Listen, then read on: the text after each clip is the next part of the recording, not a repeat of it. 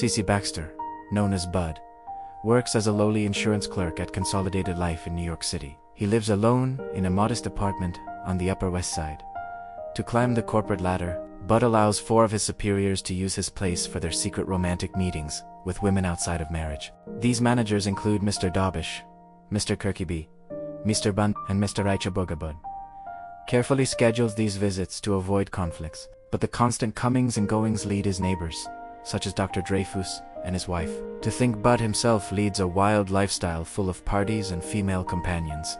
Bud hopes that by helping these bosses, he will receive glowing reviews during his performance evaluation. He submits reports filled with praise from them to the personnel director, Mr. Jeff D. Sheldrick.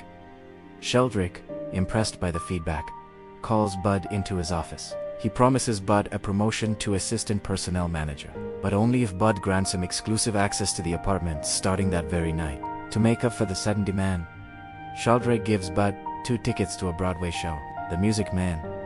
Excited about the tickets, Bud invites Fran Kub, the cheerful elevator operator at the office building, to join him for the performance.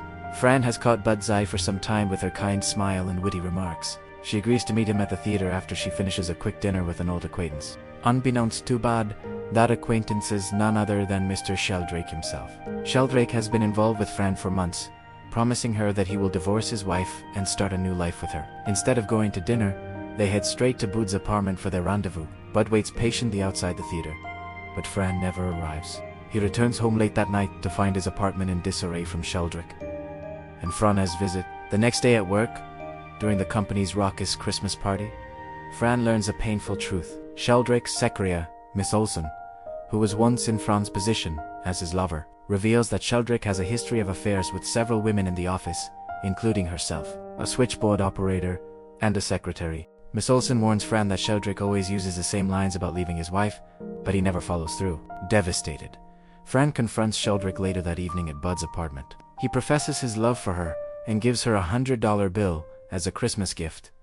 But then, he leaves to spend the holiday with his family in the suburbs, feeling heartbroken and hopeless. Fran takes an overdose of sleeping pills she finds in Bud's bathroom. Meanwhile, Bud, trying to drown his sorrows after being stood up, picks up a married woman named Margie McDougal at a local bar.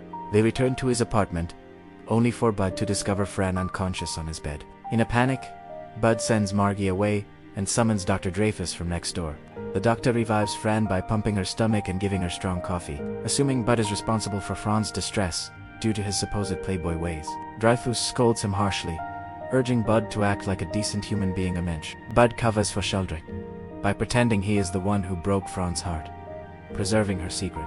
Fran stays at Bud's apartment to recover over the next 2 days. During this time, Bud cares for her tenderly, cooking spaghetti for her using a tennis racket as a stranera quirky method that amuses her. They play gin rummy, and Bud opens up about his own past, revealing he once attempted suicide over unrequited love for a woman who married a Cuban dancer. Fran shares her own string of bad relationships, including one with a married truck driver. A bond forms between them as Bud confesses his feelings for her, though she remains preoccupied with sex. As Fran recuperates, the other managers grow frustrated with Bud's reduced availability of the apartment since his promotion. One night, Mr. Dobish arrives unannounced with his secretary, Sylvia, but Bud turns them away to protect Fran. Dobish spots Fran and gossips to the others, who then complain to Sheldrick about Bud's favoritism. Meanwhile, Fran's concerned brother-in-law, Karl Matuszka, a taxi driver, comes looking for her after her family reports her missing. The managers, seeking revenge, direct Karl to Bud's apartment. Karl arrives angry and demands explanations. To shield Fran and Sheldrick, Bud implies he is the cad who mistreated her, leading Karl to punch him in the face. As Fran leaves with Karl, she smiles at Bud and kisses him lightly, grateful for his sacrifice. Back at work, Sheldrick learns that Miss Olson informed Fran about his past affairs and fires her in retaliation. Miss Olson, furious, calls Sheldrick's wife and exposes everything, resulting in his wife kicking him out of the house. Sheldrick views this as a chance to be with Fran freely. He promotes Bud to an even higher position, his personal assistant, and requests the apartment key for New Year's Eve with Fran.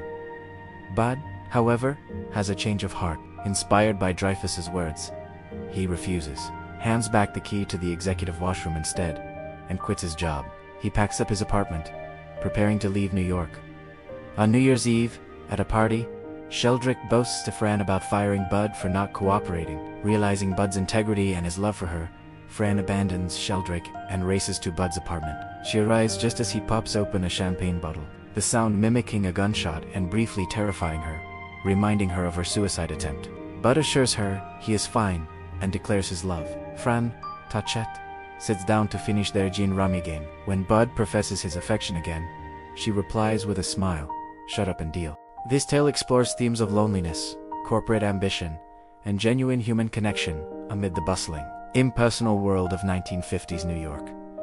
Bud transforms from a pushover eager for advancement to a man who values his self-respect and true love. Fran evolves from a naive romantic entangled in a toxic affair to someone who recognizes real kindness. The film blends sharp humor with poignant drama, highlighting the absurdities of office politics and the redemptive power of compassion.